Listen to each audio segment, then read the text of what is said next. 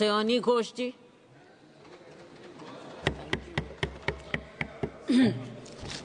Namaskar, Madam. I thank you and my leader, Mamata Banerjee, for giving me an opportunity to speak today.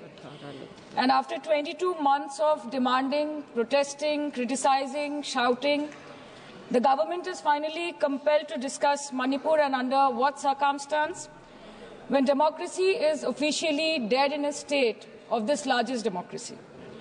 They are forced to debate on Manipur today because President's rule has been imposed in the state of Manipur.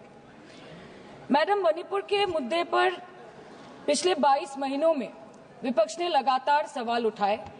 कभी चर्चा ना होने पर हमने walkout किया तो कभी मकर द्वार पे धरना दिया। लेकिन हमें सबसे ज्यादा उम्मीद जिनसे थी हमारे आदरणीय प्रधानमंत्री जी, ना उनके मन में मणिपुर के लिए कोई जज्बा दिखा और ना ही उनके बातों में मणिपुर का कोई जिक्र उठा।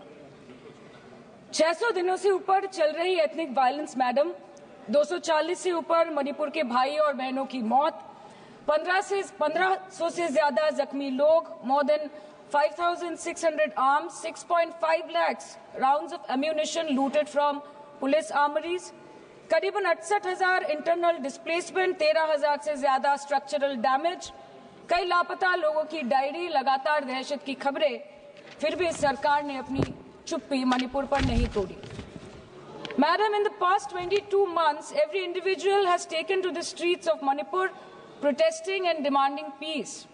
The apex student body of the Northeast staged a protest against the Prime Minister and the Home Minister for their failure to handle the crisis. The Indigenous Tribal Leaders Forum, the Kuki Front, organized a mass rally alleging that the central agencies were cherry-picking in order to appease the majority community at the expense of the minorities. Madam, kal tak Meitei community के महिलाओं ने protest stage किया और home minister को अर्ज किया कि आप जाएं और मणिपुर में शांति लाएं। अध्यक्ष महोदय, कम्युनिटी चाहे कोई भी हो, मणिपुर के लोग हमारे अपने लोग हैं और हम आपसे बस यही कहना चाहते हैं कि whether you like this fact or not, Manipur इस देश का ही हिस्सा है। मैम, 550 से ज्यादा civil society organisations, retired bureaucrats, police officers, activists, lawyers, filmmakers, journalists, academics, writers, they had to unitedly issue a public statement urging the Honorable Prime Minister to speak out about the ongoing ethnic violence in Manipur. But there was pin-drop silence from the Prime Minister's end. और जब वो पहली बार बोले तो उन्होंने मणिपुर के अब के हालात के लिए कांग्रेस की तब की सरकार को कोसा, जबकि मणिपुर में डबल इंजन उन्हीं की चल रही थी।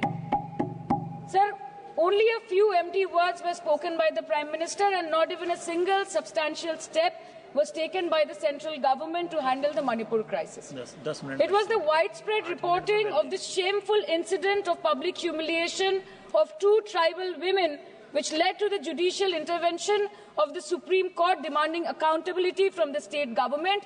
And unfortunately, the United Nations too raised alarms about the blatant abuse of human rights in Manipur, citing reports of extrajudicial killing and sexual violence.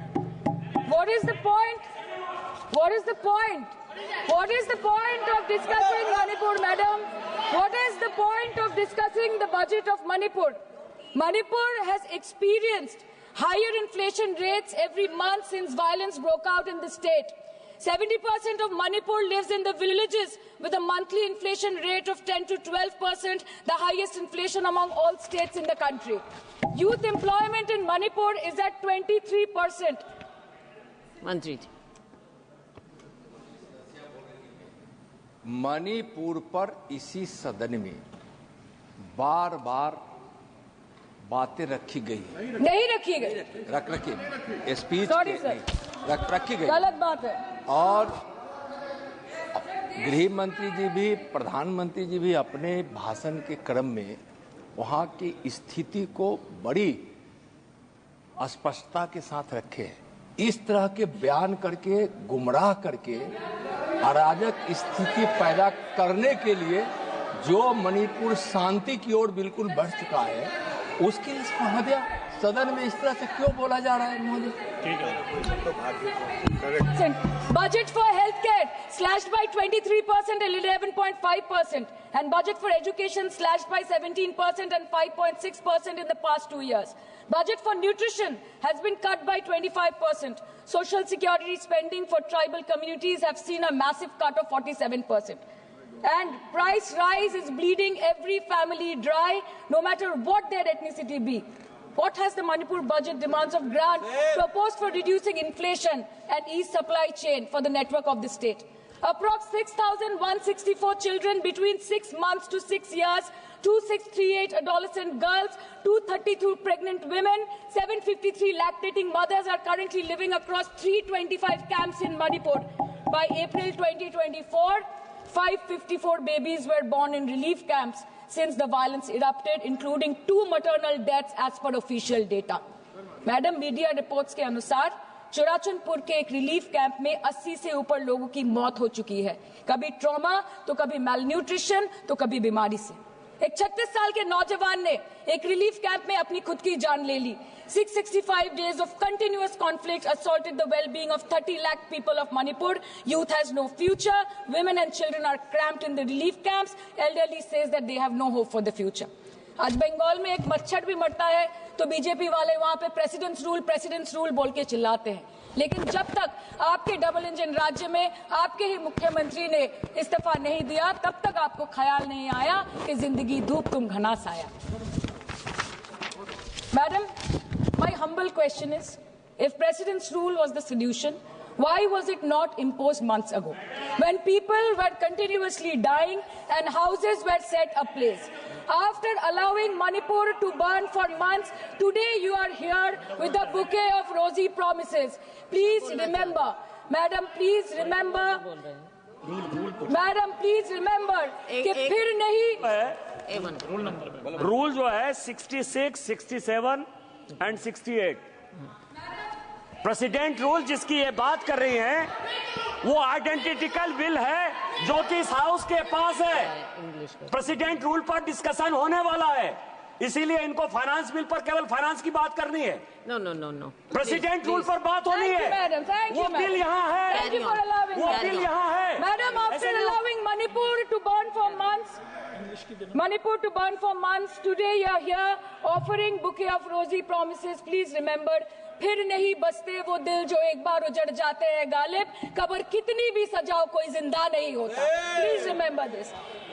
Madam, this was imposed not to restore peace, but to salvage the BJP's political reputation after months of inaction. This is the truth.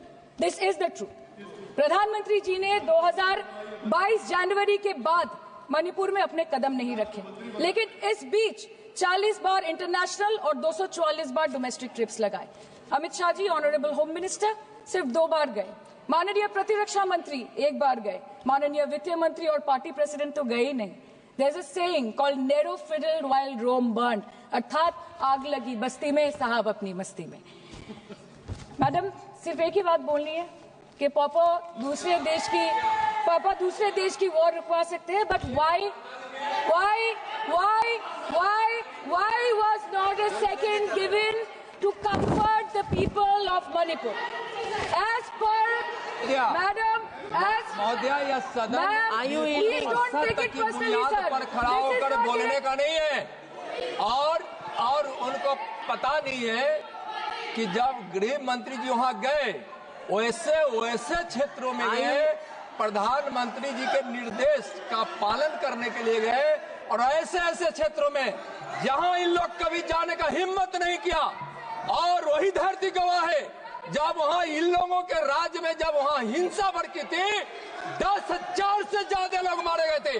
क्या यहाँ सदन को क्यों गुमराह किया जा रहा है? और budget The Home Affairs was said that the ministry will talk to both the groups so as to bridge the ethnic divide at the earliest, पर उस bridge का tender अभी तक पास नहीं हुआ. The bridge has not yet been constructed. Mr. Shah visited Manipur on 29th May 2023 and constituted a peace committee under the chairpersonship of Governor of Manipur, but there has been no development since.